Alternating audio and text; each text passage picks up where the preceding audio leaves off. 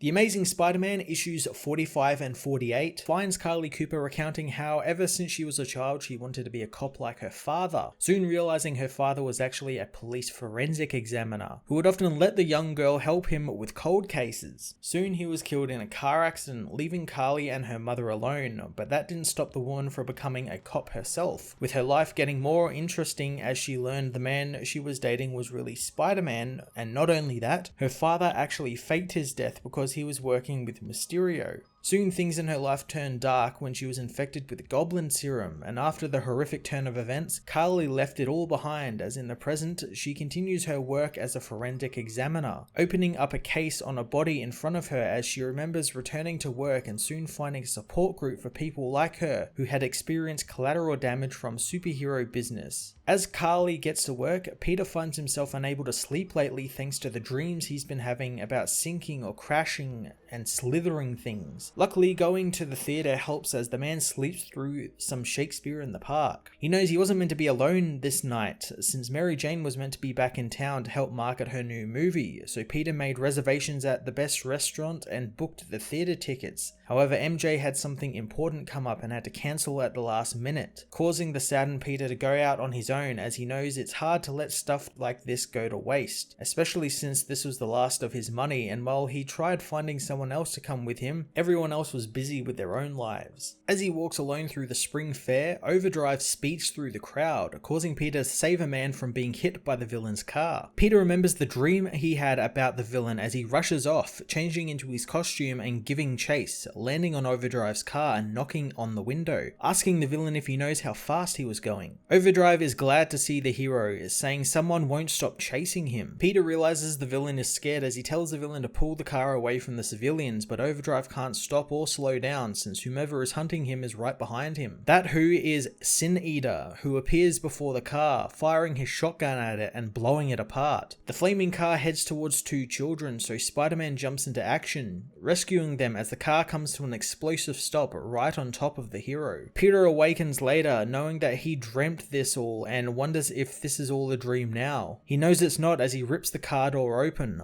pulling Overdrive from the car as the man mutters he deserves this. With his web shooters jammed thanks to the crash, Spider-Man is forced to take Overdrive on foot into a nearby construction site in order to hide. Overdrive knows the hero shouldn't be helping him and he never wanted to be the bad guy, wanting to be more like Spider-Man. Sin Eater pursues them into the construction site as Spider-Man leaves Overdrive behind some boxes, wondering what the hell Overdrive has gotten himself into. Spider-Man confronts the Sin Eater, remembering their storied and violent past as he asks if this really is Stanley, noting his detective's badge, but Sin Eater says that it's not his badge as Peter sees that it's actually Jean DeWolf's. Spider-Man attacks but Sin Eater cold cocks him with a shotgun, firing at it but Peter's reflexes save him. Sin Eater pleads with Spider-Man, saying that he didn't want to hurt anyone. Peter drops his guard, remembering Stan's story about how he was cured, but he didn't believe the man, thinking that he was faking it until the man baited the cops into killing him, making Stan think that Sin Eater had been killed along with him. Sin Eater, however, headbutts the hero, calling him stupid. The villain says that he should be thanking the hero since it was through the fires of hell that he saw his true purpose and had it revealed to him, knowing he really is the Sin Eater and he has been sent to rescue lost souls. Spider-Man doesn't know how the villain came back, but knows that he never had a calling and he's just a murderer. The villain wants to know why Spider-Man is protecting a man whose sins are so much worse since he's a cop killer like him. Spider-Man doesn't know what he's talking about, so Sin Eater wants to ask Overdrive about the 9 dead cops and the children who lost their families. Spider-Man knows that he heard about the cop killings, knowing nobody had any leads. Peter tells Carter that a jury will oversee what happens to Overdrive, not Sin Eater, but the villain knows Overdrive won't face justice since he's a coward. Overdrive tries to run, but Sin Eater fires his gun as Spider-Man jumps in front of the bullet. However, it phases through him, hitting Overdrive and killing him. Spider-Man rushes to the help of the dying man, who hopes Spider-Man believed him when he told him he didn't matter anymore since he's not scared and it feels good to stop finally running. The villain dies as Sin Eater says that his sin was cowardice, but he freed him from it. Spider-Man knows he didn't deserve this, no matter what he did, but Sin Eater tells him that he did the man a kindness and took the sins as his own. Spider-Man readies to battle the villain, but Sin Eater knows that he will face the the hero soon enough, but the one who has called him back to Earth has plans for him. Sin Eater disappears in a green mist, leaving Spider-Man to watch as the cops arrive at the construction site. Peter knows that the things will only get worse from here, and he needs to snap out of this fog he's been in since something else is lurking behind all of this. Later, Carly Cooper prepares to perform an autopsy on Overdrive, who was killed by a gunshot wound to the chest. Carly knows it's strange since the gunshot wound is now gone, and she has no idea how, since she saw it was there with her own eyes. Suddenly Overdrive awakens, sitting up and asking what the hell has happened to him. Later, Kirk Connors recounts how he was at a symposium for renewable resources, where the catalyst was revealed by Project Pegasus. Before it could be demonstrated, the Lethal Legion attacks, intending on taking the device for themselves. Spider-Man luckily was in the area, facing down the team. Spider-Man, however, knew this wasn't the usual supervillain battle, since something felt off. Peter knew that he was moving slowly and was distracted by something, and that something was Overdrive's death, which has been haunting him ever since it happened. Outside the symposium, someone approaches the cops, using Overdrive's power to take over the trucks, using it to slam into the building. Spider-Man was busy fighting Whirlwind when it happened, when suddenly a hole appears in the villain,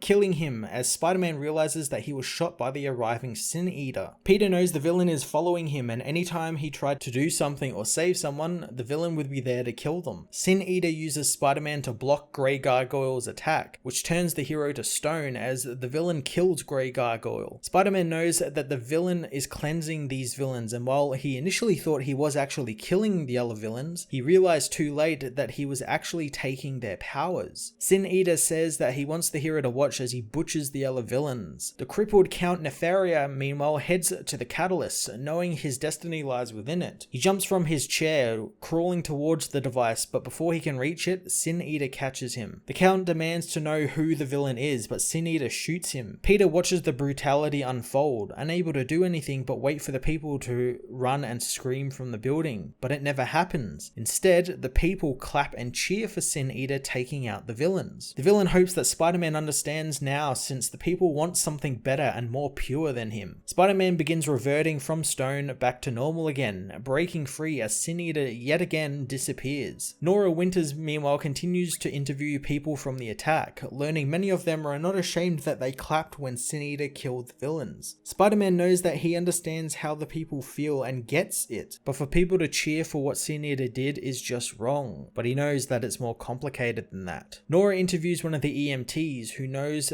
that this one was a crazy call out, since when they found the villains, they were all clinically dead. But when they eventually were allowed in after the catalyst was shut off, the villains just stood back up. And that's not even the craziest part, since all of the Stone Cold Killers came back as harmless puppies, wanting to admit to every murder and crime they had ever done. Nora knows that that's something she's never heard of before, so she heads to Ravencroft, learning from the doctor there that the villains are now all non-violent model patients. Nora knows that a model Ravencroft patient usually means that they've only killed 3 orderlies each this week, but the doctor reveals that the former villains have been helping others out, performing random acts of kindness, and Whirlwind even got beaten up recently by his former associates, not even bothering to fight back. Nora wants to talk with them, but the doctor refuses since it's against protocol, but the arriving Norman Osborn says that rules are meant to be broken. Nora still can't believe that Norman is now running the place, since he was just an inmate of the asylum. Norman reveals that he was released with a clear bill of mental health, and Mayor Fisk decided his knowledge of the prison meant he was the best bet to run the place. He says that he wants to change things and be transparent with the media, so he grants her access to the interview she wishes to have. He warns her, however, that this is a place of medicine and he doesn't have time for things like Sin Eater's supposed otherworldly effect on the villains' souls. He wants a viewpoint written by her to be fair, otherwise they will need to have another talk. Norman sends her off with some security officers as the doctor asks if that's wise, but Norman tells him not to worry about it, but the man thinks that having a reporter on the grounds is risky, especially given their recent arrival who is locked in the vault deep beneath the prison. Nora goes to interview Count Nefaria, who has been turned into a rather meek and apologetic man. The former villain says that he's upset about what happened, knowing Sin Eater saved him from himself. Nora knows the families of his victims will greet everything he says with some well-earned skepticism, and every prison in the country is filled with people who claim to have been reformed like he is. The man is aware of that, saying that he doesn't want to be released, knowing he deserves more than for what he did, finding that there is many things he can't remember, but he sees himself doing these things and can't understand why. He begins tearing at his clothes and skin, demanding to know why it was him who was shown mercy and not his victims. He pleads with Nora to go to the families of his victims and tell them that he would do anything to trade places with them, wanting them to know that he is sorry. Spider-Man knows that all of the reformed villains sound exactly like Stanley Carter after he got out of hospital and before he was killed. Peter punches the wall of the hospital room he's in, knowing that this has to be a trap, and Sin Eater is toying with him, knowing he never believed Stanley was cured. So is he supposed to believe all of this now, since everyone else seems to? The people all say that Sin Eater never killed anyone and he's cleansing the villains, and no one could have a problem with that. Spider-Man reveals that he's talking with Carly in Overdrive's room, finding the man is in critical condition, but that doesn't make any sense to the hero, since all of the other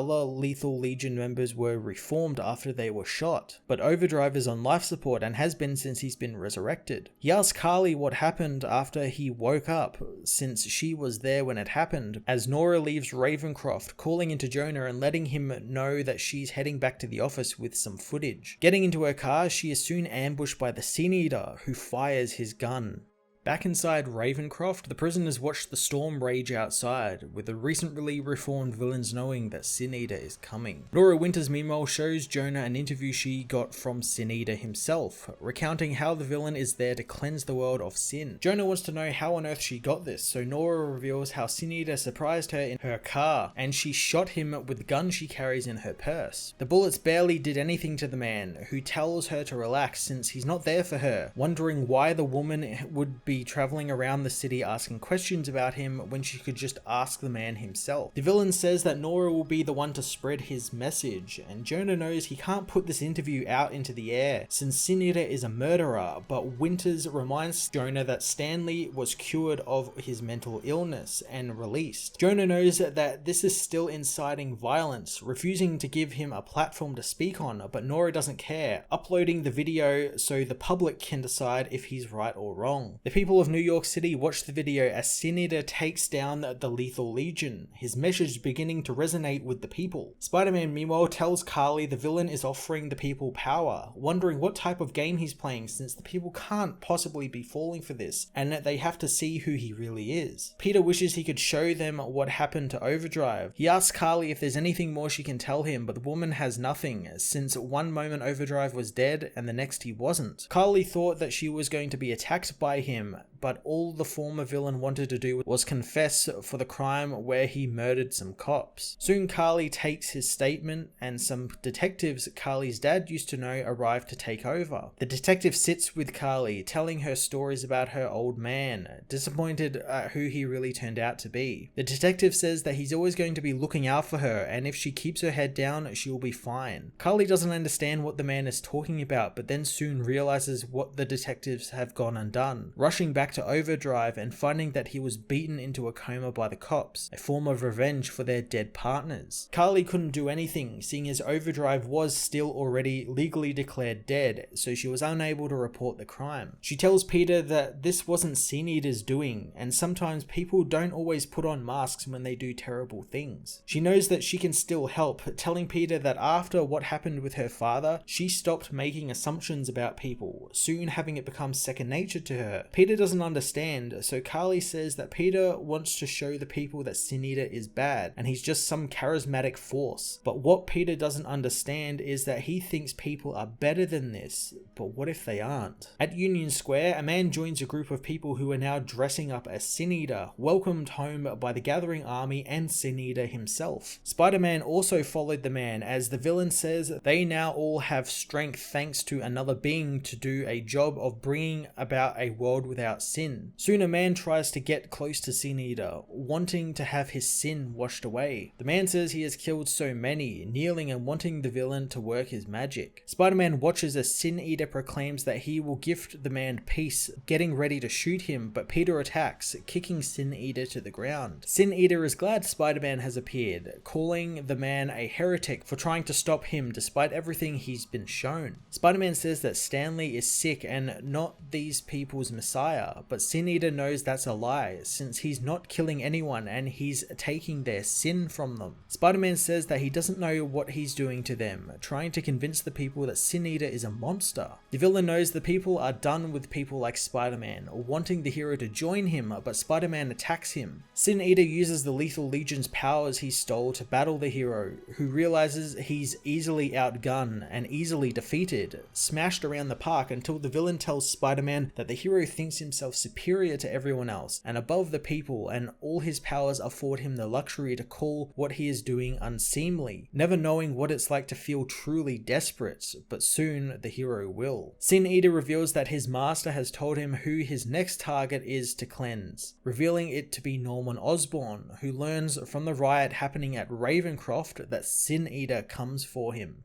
Thanks to the people rallied around him, Sin Eater begins winning his war against Spider-Man, leading to a number of people following the villain and masking up and doing their leader's work, killing criminals, but then some soon ended up going after literally anyone that they believed to be guilty of sin, the biggest being that many people were just different from the accusers. Peter calls in Miles for some help, so the Spider-Men get to work battling Sin Eater's cult. Miles makes a joke about how donning a mask and going after criminals seems to have become quite popular, but Peter knows that he would feel like a hypocrite if these goons weren't making it so easy to tell the difference between them. One of the goons tells Spider-Man that the hero knows what Sin Eater is about to do, finish the job he never could. Peter knows what that means, that the Sin Eater's next target is Norman Osborn. Luckily, Norman has all of the police protecting him at Ravencroft, but his men tell him they need to evacuate, since the men at the front gates have reported Sin Eater's forces are there and the prisoners have begun a riot because of it. Norman isn't worried, however, knowing Ravencroft is his. Below in the secret vault, their new patient begins to stir, ripping apart the door. Miles and Peter meanwhile talk about Sin Eater going for Norman. Miles wants the villain to be allowed to do his work. Peter knows that he can't let that happen, but Miles reminds him that Sin Eater isn't actually killing the villains, he's reforming them, citing how Count Nefaria went from an international terrorist to a guy who now knits a lot, and if Sin Eater can do this with Osborn, then it's worth it. Peter reveals that the villain's followers just blew up a mosque, but Miles knows that while they need to stop the bad guy, maybe they can just let him do his thing on Norman first, before stopping him. Miles says that while he might not know this Norman better than Peter does, there is another Norman he will never forget, which was when he first met the villain, and even first met Ultimate Peter. He understands the deal of alternate reality Norman Osborns and whatnot, but the longer he lives in this world, the more he realizes things are just the same, and what if Peter is killed like his Peter was, and he can't let that happen. Peter appreciates his friend's care, but if that was to happen,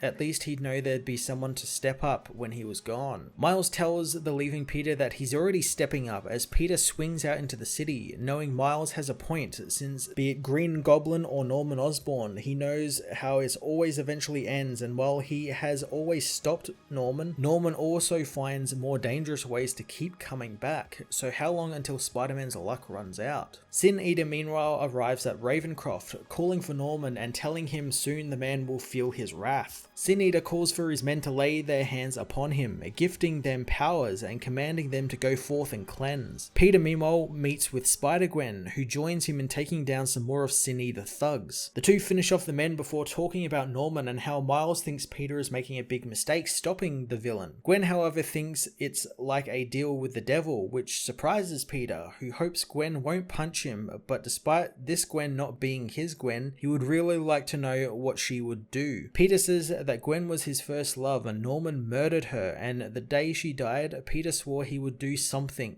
and he didn't. Gwen says that she's still getting used to living in half a world where Peter is dead, but the toughest part is dealing with people who primarily know you and remember you because of your death, like many do with her, since now they think that she is some idolized version of Gwen. But that's far from the truth, truth, and it's not what Peter was either. Gwen knows Peter has a tough choice to make, but it's his choice alone to make. At Ravencroft, Norman is guided through the halls by a guard, who is quickly ambushed by Sin Eater's men, who trap Norman in the hall. Spider-Man arrives at Ravencroft, where he is met by Julia Carpenter, the new Madam Web, who is there because the Web has told her this is a very important moment in Peter's life, and the outcome remains unclear to her. She knows Peter is paralyzed with doubt, guilt, and responsibility, and Peter really doesn't know what he's meant to do, so Julia wants to walk him through it all again, knowing the hero isn't worried for himself, since he can shrug that off and will take the chance, but he is also haunted by the memories of the innocents Norman has killed, and Peter won't let that pain decide for him either, since this can't be about revenge. She also knows that it would be easier for Sin Eater to kill Osborn, but he wants to cure him, and Peter knows that that's a trap, since there's something sinister and immoral about it, but a harmless Osborn would save many lives. Julia promises Spider-Man that should Osborn still live, he will kill again. Madam Web leaves Peter with his choice, and soon he makes it, smashing into Ravencroft and quickly finding and grabbing Norman, hitting the man in the face and telling him that he's rescuing the villain. Outside, Madam Web is met by the Spider family,